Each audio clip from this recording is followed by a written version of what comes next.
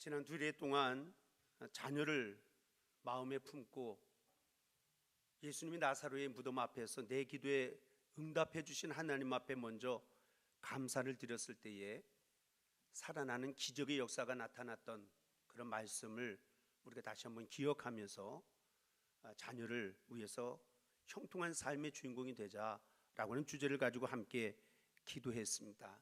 말씀으로 무장했습니다. 일평생 우리의 마음속에 품고 끊임없이 자녀를 위해서 더 기도 많이 하시는 부모들이 되시고, 또 우리가 올려드린 기도가 허공을 치는 메아리가 되지 아니하고 반드시 하나님께서 응답해 주신다라고 하는 믿음을 가지고 감사할 수 있는 저와 여러분들 되시기를 먼저 주님의 이름으로 간절히 축원을 드립니다. 오늘은 특별히 금년 추수감사주일로 우리가 함께 지키고 있습니다. 특별히 하나님께서 택함 받은 백성들에게 감사의 절기를 명하신 데에는 몇 가지 이유가 있습니다. 먼저 첫째로는 지금까지 지내온 것 하나님의 은혜라고 하는 것, 다시 말하면 하나님의 은혜를 다시 한번 기억하라라고 하는 뜻이 있습니다. 그리고 두 번째로는 이 감사 절기를 통해서 나의 믿음이 지금 얼마나 잘 자라나고 있고 세워져 가고 있는지, 나의 믿음의 현주소를 이 감사의 절기를 통해서 하나님께서 점검해 보시는 그러한 이유가 있습니다. 그리고 세 번째로는 이 감사 절기를 명하시고 이 감사의 훈련을 통해서 더 큰 축복을 허락하시기 위함이다 라고 하는 사실을 우리가 깨달아야 될 줄로 믿습니다.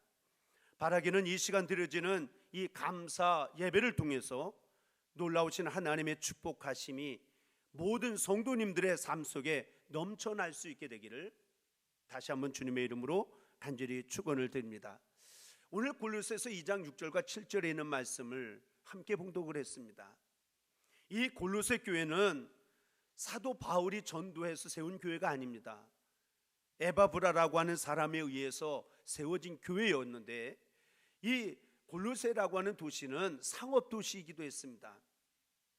그런데 사도 바울이 에베소서는 교회론을 중심으로 해서 썼다라고 한다면, 오늘 봉독되어진 이 골로새서는 기독론, 예수가 누구냐, 우리가 믿는 예수가 누구냐라고 하는 기독론을 중심으로 해서 기록되어진 것이 골로새서다라고 그렇게 말할 수가 있습니다. 특별히 오늘 본문 말씀 가운데 보면 간단한 짧은 말씀이지만 우리에게 믿음의 단계를 가르쳐 주고 있습니다. 그리스도 예수를 주로 받는 단계가 있고, 그리고 그 안에 뿌리를 박는 단계가 있고, 그리고 마지막으로는 믿음에 굳게 서서 감사함이 넘치는 단계가 있다는 거예요. 그래서 오늘 추수감사주를 맞이하면서 내 믿음은 지금 첫 단계에 머물러 있는지, 두 번째 단계에 지금 머물러 있는지, 아니면 진정한 세 번째 단계까지 내 신앙이 이루고 있는지를 말씀을 함께 상고하는 가운데 우리의 믿음의 자리를 다시 한번 돌아보고 새로운 다짐과 결단의 시간이 되어줄 수 있게 되기를 주님의 이름으로 간절히 축원을 드립니다. 먼저 첫 번째 단계가 뭐냐면, 그러므로 너희가 그리스도 예수를 주로 받았으니. 우리가 믿음의 첫 단계는 예수님을 나의 주로 받는 단계입니다. 내가 예수님을 나의 주로 받는다라고 하는 단계는, 예수를 주로 받았다라고 하는 의미 속에는 크게 세 가지의 의미가 있습니다.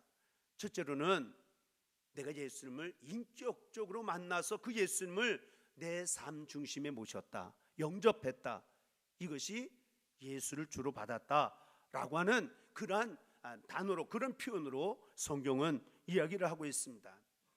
여러분들, 우리가 믿음 생활을 오래 했는데도 불구하고 예수를 나의 주로 아직도 받아들이지 못한 사람들도 있습니다. 몸은 성전에 왔다 갔다 하는데 예수 그리스도를 정말 내 삶의 주로 모시고 살아가고 있는지 라고 하는 것을 다시 한번 점검해 볼 필요가 있다라고 하는 거예요. 그래서 우리의 심령의 문을 열어놓고 스스로를 향하여 질문하며 성찰해 보는 귀중한 시간이 되셔서 주님을 내 인생의 주로, 인격적으로 내가 정말 주님을 만나서 그 주님을 내 삶 중심에 영접했다라고 하는 진정한 고백이 있어지는 우리 모두가 되어줄 수 있게 되기를 주님의 이름으로 간절히 축원을 드립니다. 우리가 이러한 주님과의 만남의 인격적인 만남이 이루어지지 아니하고 거듭남이 없이 신앙생활하면 예배드려라, 기도해라, 헌신해라, 감사해라, 그 모든 것들이 신앙생활의 커다란 짐으로만 다가올 수밖에 없습니다.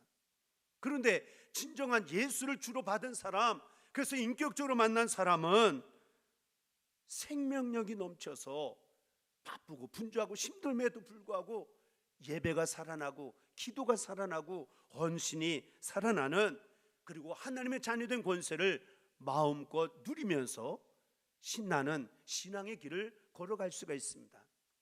또 예수를 나의 주로 받았다라고 하는 이 표현 가운데는 두 번째 의미가 뭐냐면, 예수가 나의 주인, 주가 되셨다라는 얘기는 나는 이제는 하나님 예수님의 종입니다 라고 하는 그런 고백이 이 안에 담겨져 있습니다. 내가 종이 되어졌다, 그 얘기는 뭡니까? 주인이 말씀하면 나 그거 피곤해서 못하겠습니다, 나 지금 피곤해서 잠을 자야 합니다, 나 하기 싫습니다 라고 말할 수가 없습니다. 종이기 때문에 이제는 내가 주님의 말씀이라고 한다면 순종하고 충성을 다하겠습니다. 이것이 예수를 주로 받았다라고 하는 이 단어의 표현 가운데 담겨져 있습니다. 헬라어로다가 주님이라고 하는 뜻을 퀴리오스라고 하는 단어가 사용이 되어집니다. 이 퀴리오스라고 하는 단어는 당시에서 노예가 자기가 섬기는 주인에게 고백할 때 퀴리오스라고 하는 그러한 단어로 이제 주인을 표현을 합니다. 그런데 이것이 소문자로 사용이 되어질 때는 마치 노예가 주인을 향하여 부를 때 고백이 되어지는 것이지만, 이것이 퀴리오스라고 하는 단어가 대문자로 쓰여질 때에는 로마의 황제를 뜻합니다. 그래서 당시 로마의 군인들이 아침에 일어나면 인사하는 방법이 있습니다. 퀴리오스는 로마 황제 가이사입니다.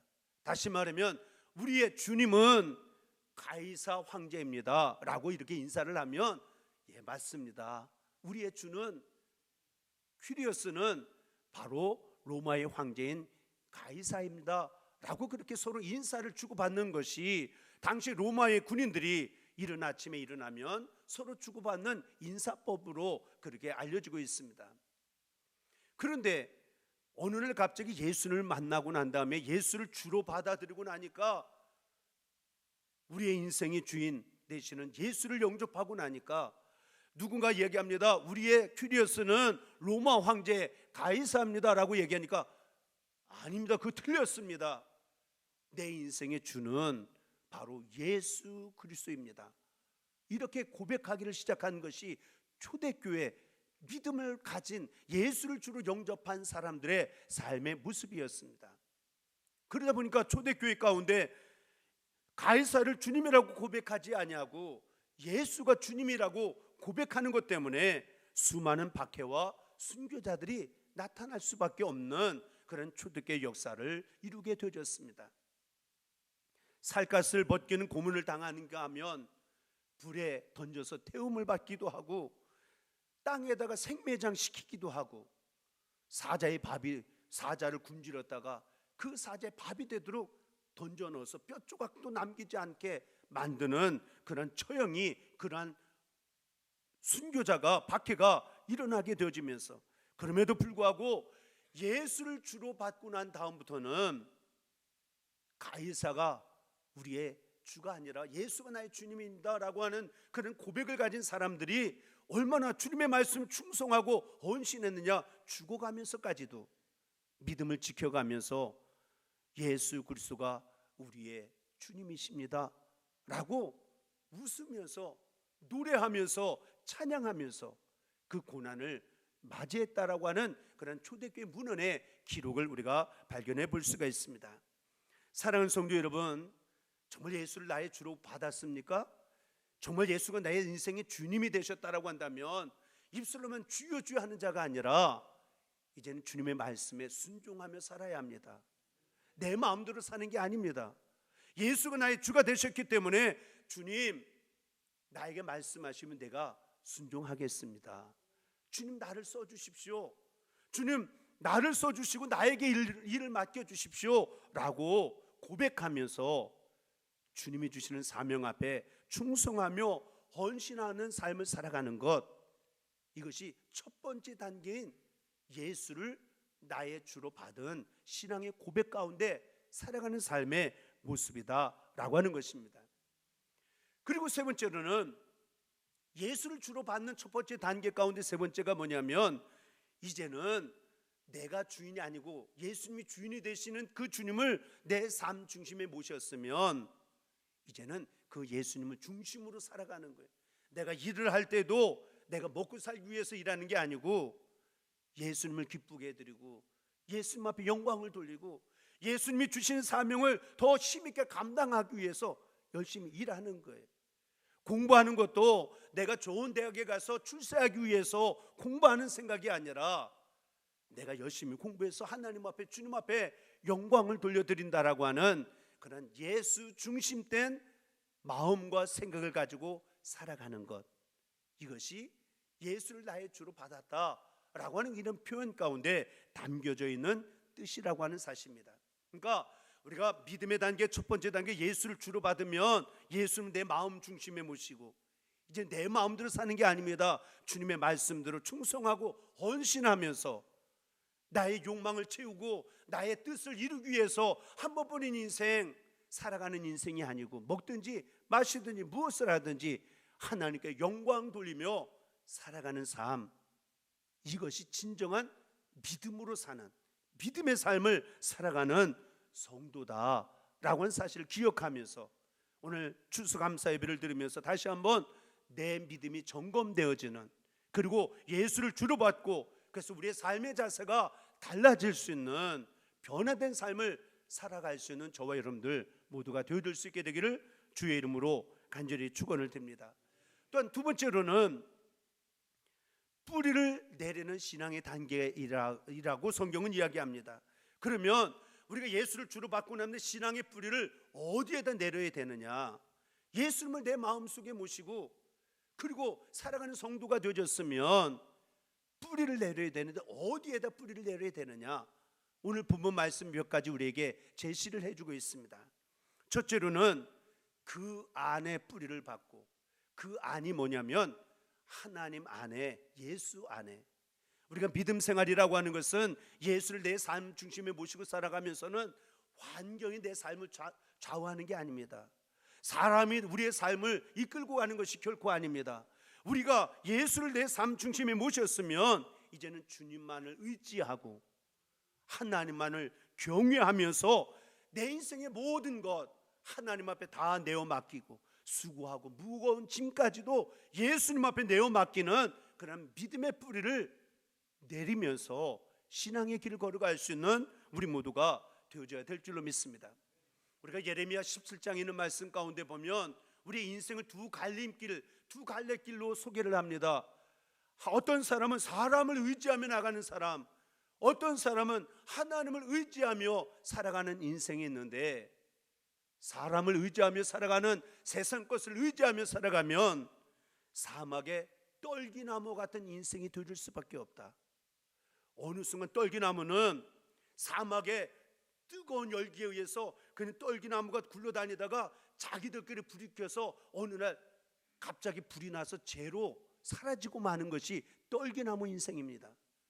그러나 여호와 하나님을 의지하는, 하나님을 신뢰하며 믿음의 길을 걸어가는 인생은 물가에 심겨진 나무 같은 축복의 인생이 되어진다라고 예레미야를 통해서 하나님은 말씀을 하고 있습니다. 바라기는 오늘 우리가 어떠한 인생길을 걸어가고 있느냐는 거예요. 내가 정말 이 땅에 살아가면서 어떠한 인생길을, 떨기나무 같은 인생길을 원하는 사람이 있습니까?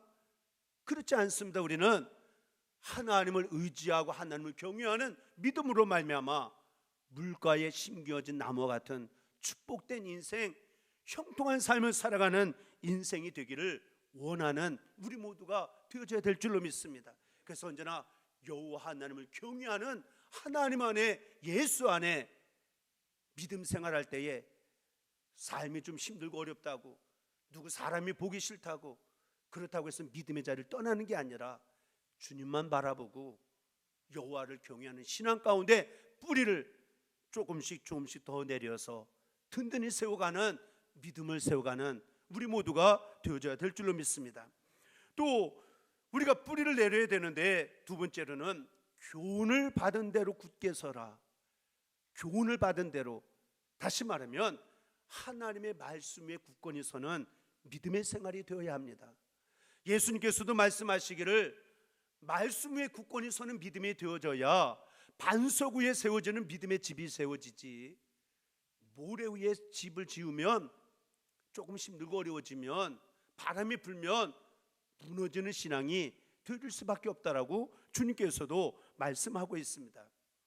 그런데 이 한국교회 성도들의 삶을 세계 많은 신학자들이 지적하는 것 가운데 하나는 말씀의 뿌리가 너무 약해요. 우리가 신앙생활 오래 하다 보면 설교 말씀을 들을 때는 저거 다 아는 이야기, 듣는 이야기, 그런데 막상 내가 가서 아브라함에 대해서 이야기하고 예수에 대해서 이야기하고 바울에 대해서 이야기하라고 하면 머리에서는 빙빙 도는데 말로다가 이야기를 못해요. 그만큼 말씀의 뿌리가 너무 약하다라고 하는 지적을 받을 때가 너무나도 많이 있다라고 하는 것입니다. 바라기는 종교개혁을 일으켰던 마틴 루터도 오직 성서, 오직 말씀, 이것이 종교개혁의 원리의 중심이었습니다.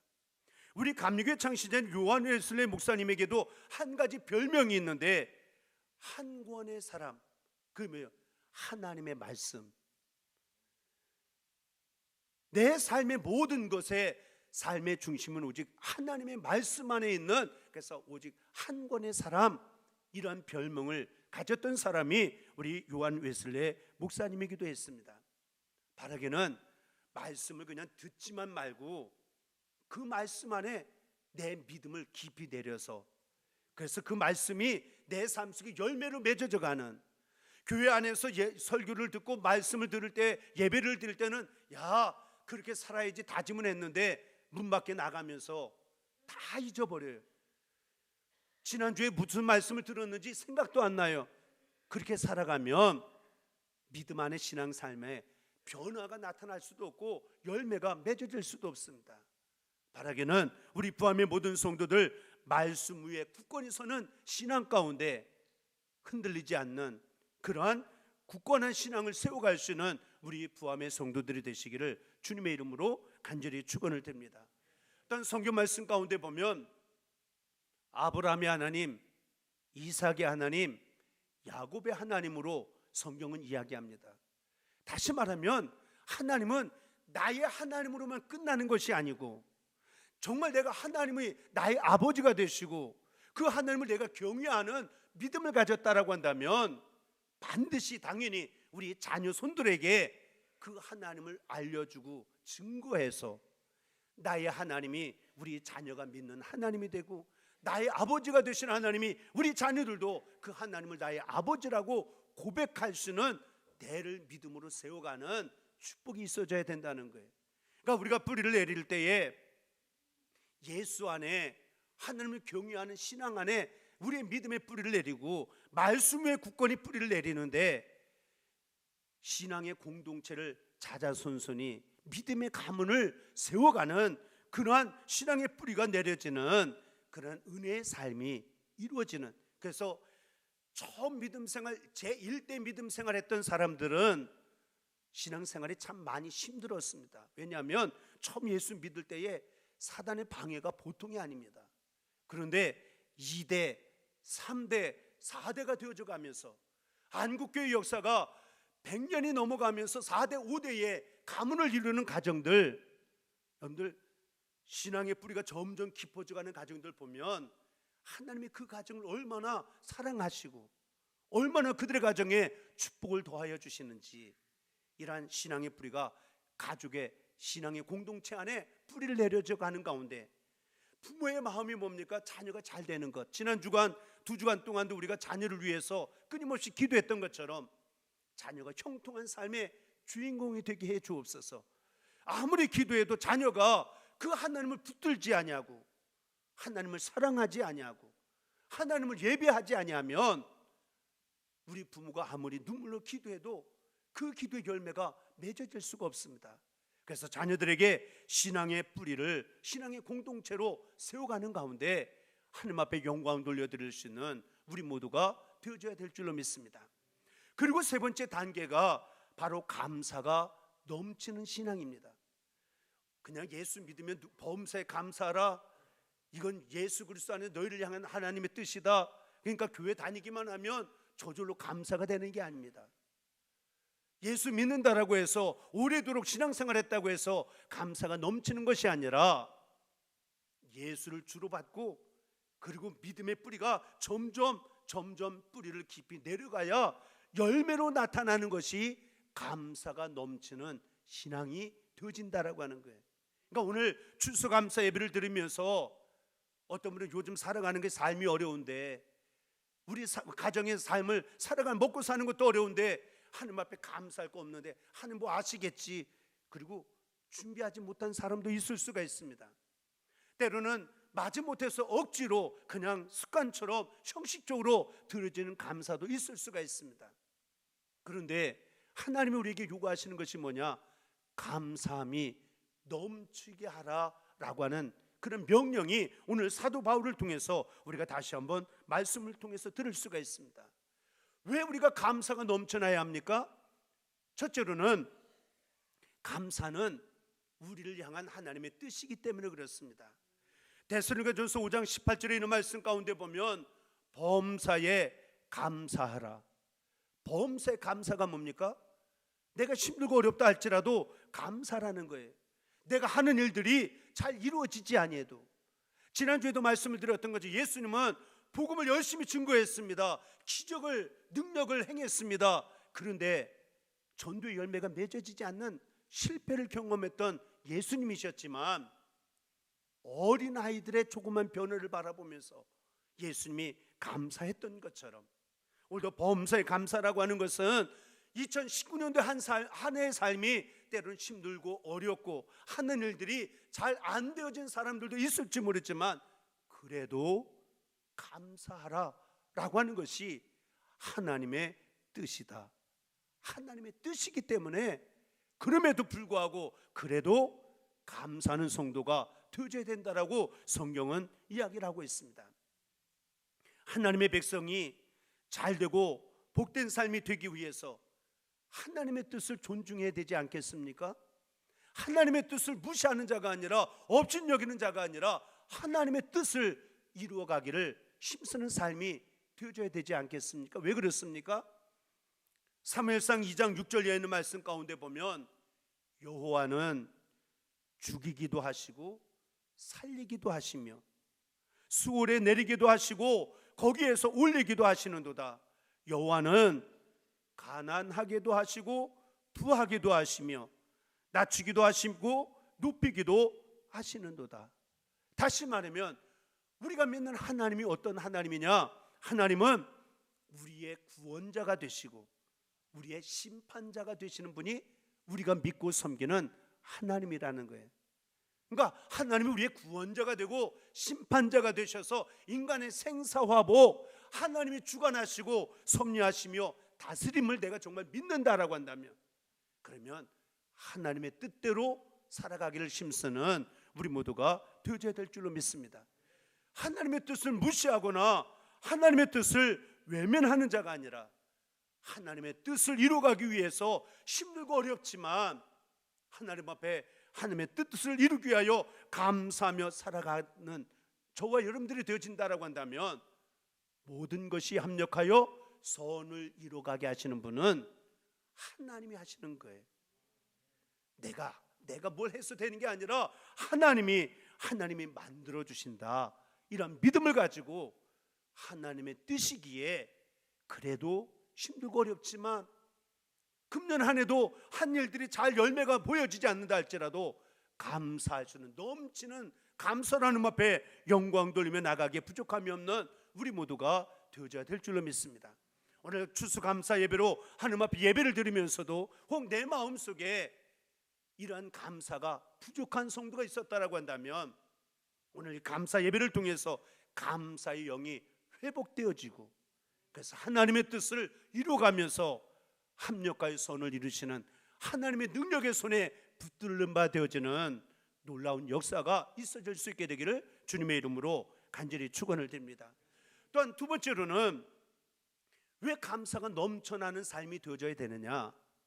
감사는 우리의 삶의 자리에, 오늘 새벽에도 말씀을 드렸지만 인간의 눈으로 보면 어떤 쪽에, 오른쪽에 보면 감사가 보여지는데 왼쪽에 보면 불평과 원망이 보여질 때가 있습니다.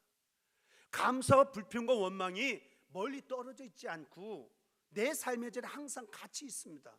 그런데 문제는 내 마음이 어떤 것을 보느냐에 따라서 어떤 사람은 힘들고 어려운데도 감사하는데, 어떤 사람은 부족함이 없는데도 늘 불평하고 원망하며 살아가는 사람이 있다는 거예요.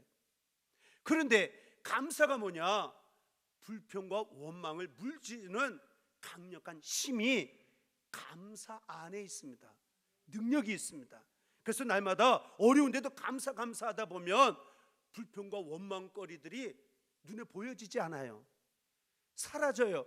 그리고 감사할 거리들이 보여지기 때문에 하나님 또 감사합니다. 그랬더니 그래서 범사가 감사가 되어지는 넘치는 감사로 이어져 가게 되어진 줄을 믿습니다. 이스라엘 백성들이 출애굽을 했습니다. 430년 동안 종살이 하다가 구원을 받았습니다.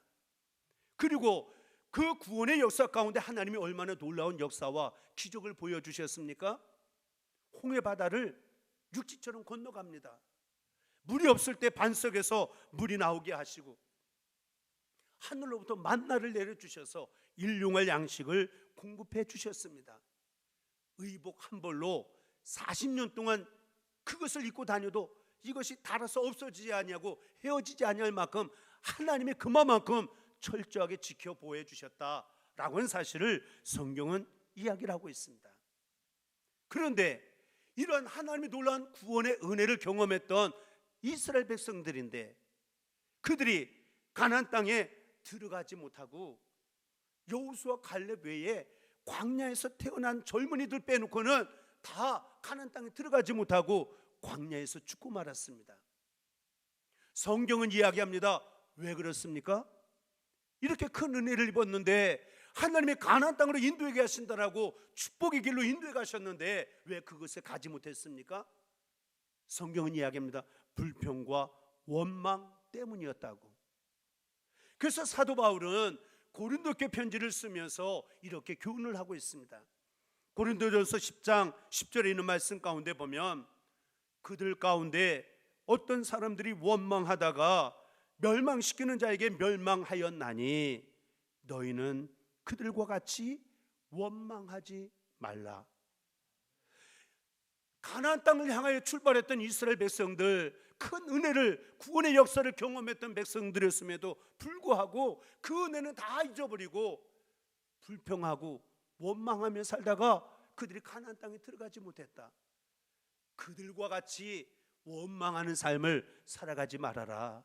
천국 백성으로서 당장 힘들고 어려움이 있다 할지라도 불평 원망이 아니라 감사하며 천국의 소망 가진 자답게 불평 원망을 물리치고 감사하는 삶이 되어져야 된다라고 사도 바울이 고린도 교회에 가르쳐주고 있습니다. 시편 106편에 있는 말씀 가운데 보면 우리가 불평 원망하게 되면 우리에게 찾아오는 세 가지 재앙을 이야기합니다. 잘 들어보시면, 우리가 불평 원망하게 되면 우리에게 어떠한 재앙이 오느냐? 첫째는 25절에 있는 말씀 가운데 보면 그들의 장막에서 원망하며 여호와의 음성을 듣지 아니하였도다. 다시 말하면 우리의 장막에, 우리의 삶의 자리에서 자꾸 원망하다 보면 하나님의 음성이 들려지지가 않아요. 하나님의 구원하시는 역사를 이루려고 해도 하나님의 음성이 들려지지 않으니까 그 길을 향하여 결단하며 나가지 못하는 어리석은 인생이 되어질 수밖에 없다. 그래서 나도 모르게 자꾸 불평 원망할 때는 하나님의 말씀이 내 마음속에 들어오지 않고 튀잖아요. 그래서 이 강단에서 말씀을 증거해도 성도들이 마음의 불평 원망하면서 앉아있는 사람들은 말씀이 튀어나옵니다. 받아들여지지가 않아져요. 왜요? 말씀을 들을 수가 없어요. 들려지지가 않아요. 그러니까 말씀이 영의 양식이 들어오지 못하니까 영적으로 점점 병들고 시험에 들고, 그래서 하나님의 뜻을 거역하게 되고 멸망의 길을 걸어가는 어리석은 인생이 되어질 수밖에 없다라고 하는 거예요. 또 26절에 있는 말씀 가운데 보면, 이러므로, 다시 말하면 하나님 앞에 원망하는 삶을 살아가게 되어지면, 이러므로 그가 그의 손을 들어 그에게 맹세하기를 그들이 광야에 엎드러지게 하고. 아니, 하나님이 가나안 땅을 향하여 출애굽을 출발이 뭡니까? 그냥 애굽 땅에서 나오는 게 출애굽의 역사가 아닙니다. 젖과 꿀이 흐르는 가나안 땅으로 인도하기 위한 출발점이 애굽에서 나오는 거예요. 그런데 그들의 삶 가운데 광야로 버림받는 재앙이 원망하다가 찾아오게 되어진다라고 하는 사실을 시편 106편에서 이야기합니다. 더 무서운 사실은 27절에 있는 말씀 가운데 보면, 또 그들의 후손을 뭇 백성들 중에 엎드러뜨리며 여러 나라로 흩어지게 하리라 하셨도다. 내가 원망하며 살아가면, 불평하고 원망하며 살아가면 나 자신만 망하는 게 아니고 우리의 자손들까지, 후손들에게까지 하나님이 흩어지게 만드는 재앙이 오게 되어진다는 거예요. 이렇게 불평과 원망이라고 하는 것이 얼마나 두려운 재앙을 가져옵니까? 그런데 이 무서운 불평과 원망을 이기는 힘이 어디에 있느냐는 거예요. 이 불평과 원망을 이기는 것은 내가 돈 가지고 이길 수 있는 게 아닙니다. 세상적인 지식 가지고 이 불평과 원망을 우리가 이겨낼 수가 없습니다. 이 불평과 원망을 이길 수 있는 힘이 어디 있느냐? 그것은 오직 감사밖에 없습니다. 감사밖에. 그래서 우리에게 다가올 수밖에 없는 이 재앙을 끊어버리고 하나님이 주시는 은혜와 축복을 받는 삶이, 감사함이 넘치는 삶을 살아가는 거예요. 그래서 오늘도 내가 힘들고 어렵지만 감사하며 살아가다 보면 내 삶에도 하나님이 은혜를 부어주시지만 우리 후손들에게도 형통하게 하시는, 삶의 주인공이 되게 하시는 역사가 나타나게 되어지는 줄로 믿습니다. 감사하는 자에게는 원망이 찾아오지 못합니다. 마귀 사탄이 찾아올 수가 없습니다. 왜냐하면 하나님이 내 편이 되어주셔서 하나님이 지켜주시기 때문에, 그래서 마귀 사탄도 왔다가 도망가는 역사가 나타나게 되어진 줄로 믿습니다. 그래서 감사함이 넘쳐나는 신앙, 이런 믿음이 자라나고 성장돼서 감사함이 진정한 넘쳐나는 삶이 되어지면 하나님이 내 편이 되어주셔서 성경에 두려움이 물러가게 되고, 나를 돕는 자의 삶이 주변에 많은 사람들 하나님이 붙여주는 역사가 있게 되고, 어둠의 세력은 한 길로 왔다가 7길로 도망가는 역사, 하나님이 그것 보게 해주시겠다라고 시편 118편에 있는 말씀 가운데 하나님이 약속해 주고 있습니다. 사랑하는 성도 여러분, 그만큼 범사에 감사 신앙이 넘쳐나는 것, 이것이 얼마나 귀하고 얼마나 큰 은혜이고 축복인지. 그러니까 오늘 추수감사 예배를 우리가 지키면서 마지못해서 억지로가 아니라 진실된 마음을 가지고 정성을 다하고, 그리고 신비한 하나님의 역사를 바라보면서 넘치는 감사로 하나님 앞에 우리 모두가 함께 영광 돌려드리기에 부족함이 없는 저와 여러분들 모두가 다 되릴 수 있게 되기를 주님의 이름으로 간절히 축원을 드립니다. 사도 바울이 오늘 본문 말씀 속에서 골로새 교인들에게 감사함이 넘치게 하라. 그러면 바울의 삶의 자리는 어떠했습니까? 사도 바울이 자신의 삶의 자리 옥중 안에 있습니다. 고난 가운데 있습니다. 삶의 자리 형편 보면 참으로 힘들고 어려운 환경 가운데 있었던 사도 바울이었는데, 어떻게 감사를 넘치게 하라고, 내가 감사가 넘치지 못하는데 어떻게 다른 사람에게 감사가 넘치라고 말할 수가 있겠습니까? 그러면 바울이 어떻게 감사가 넘치는 신앙의 고백을 이룰 수 있었느냐? 거기에는 은혜 의식이 날마다 그의 마음 중심에 자리 잡고 있었습니다. 나 같은 죄인 중에 괴수인 나를 하나님이 살려주셔서 하나님의 자녀 삼아 주신 것도 감사한데 이방인의 사도로 나를 써주시니 이 은혜를 내가 어떻게 다 보답할까? 이 은혜 의식이 사도 바울의 마음의 중심에 가득 채워져 있었기 때문에 힘든데도 감사, 어려움 속에도 감사, 환난 가운데도 감사, 잘 되어지는 것 보면서 감사, 안 되어지는 것 보면서도 감사는 넘치는 감사가 이루어질 수 있게 되어진 줄로 믿습니다. 또 바울이 조건이 다 좋아서 감사가 넘쳐나라고 이야기하는 게 아닙니다. 넘치는 감사의 신앙은 조건을 뛰어넘는 겁니다. 다니엘서에 보면 그리 아니하실지라도, 이게 뭡니까? 조건을 뛰어넘는 거예요. 하박국 선지자 아무것도 없습니다. 환난이 얼마나 무슨 환난이 찾아오고 있는지 알 수도 없습니다. 그런데 하나님 때문에, 하나님 감사합니다. 우리가 지난 철회 예배 시간에도 우리가 함께 살펴본 바가 있습니다. 다시 말하면 넘치는 감사는 은혜의식을 가지는 사람, 그리고 조건을 뛰어넘는 자만이 넘치는 감사로 하나님 앞에 영광 돌리는 우리 모두가 되어지게 될 줄로 믿습니다. 우리가 기억해야 될 것이 있다라고 한다면, 우리가 불평 원망하다 보면 불평 원망거리들이 더 많이 만들어지고 그것이 더 눈에 보여질 수밖에 없어요.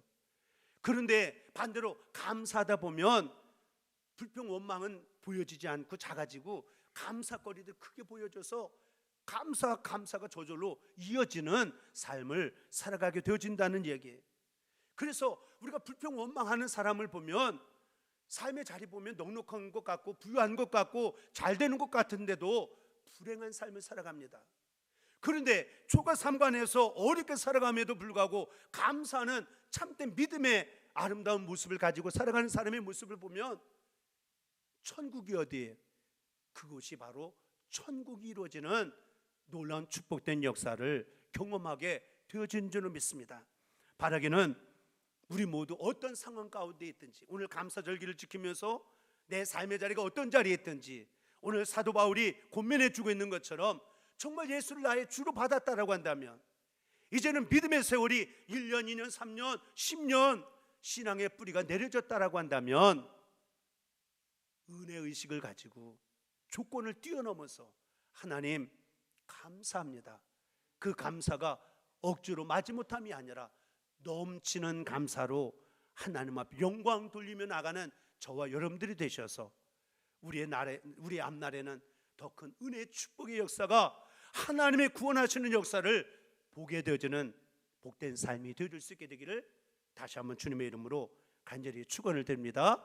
기도하겠습니다.